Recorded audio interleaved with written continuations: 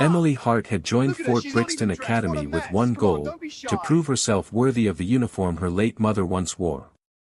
She was a disciplined, quiet recruit, always first to rise and last to rest. Yet, despite her dedication, she was different, a woman in a class dominated by men who thought toughness belonged only to them. The teasing began as harmless jokes, but over the weeks, it grew into something meaner, something colder. On that rainy morning, the humiliation reached its peak. As Emily stepped out of the shower, wrapped in a towel, she found 5 cadets blocking the exit. Their laughter filled the air like poison. "What's the matter, Hart? Too soft for the army," one sneered. Another added, maybe she joined just to find herself a soldier husband. They all laughed. Emily said nothing. She walked past them, eyes forward, chest high, but inside, something snapped.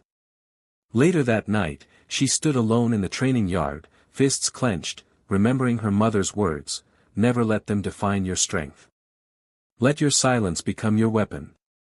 She didn't report the incident. She didn't complain. She just trained, harder, longer, and with more determination than ever before. When combat assessment week arrived, Emily's squad was paired with the very cadets who had mocked her. They rolled their eyes when she was assigned as team lead. "Guess we're doomed," one whispered. But within minutes of the exercise, things changed. While others panicked under simulated fire, Emily kept her team calm, strategizing routes, and even dragging 2 cadets out of enemy fire zones. By the end, her squad had achieved the highest score in academy history. Still, the true reckoning came the following morning. The base gates opened, and an official convoy entered. The cadets whispered nervously as General Marcus Hart, the commanding officer of the region, stepped out. Emily's father. The same girl they mocked was the daughter of the man who could end their military careers with a single word. The general addressed the formation. "Yesterday, I reviewed footage from your combat exercise," he said, his voice booming across the courtyard. One recruit displayed leadership, courage, and integrity, qualities this academy seems to be forgetting. He turned sharply. "Cadet Emily Hart, front and center." Emily stepped forward, eyes steady. Her father pinned the commendation badge to her chest, pride glimmering in his stern face. Then he faced the mocking cadets. "And to those who ridiculed her, understand this, strength isn't measured by who laughs the loudest, but by who stands tall when humiliated. You failed that test." His words hit harder than any punishment could.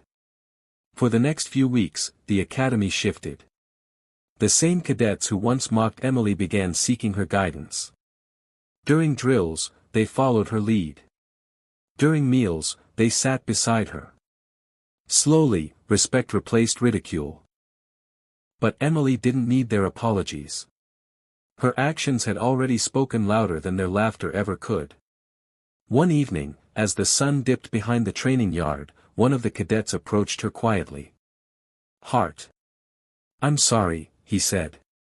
"We were wrong about you." Emily looked at him for a long moment, then simply nodded. "Just don't be wrong about the next woman who stands where I am." Months later, Emily graduated top of her class, earning a special assignment under her father's command.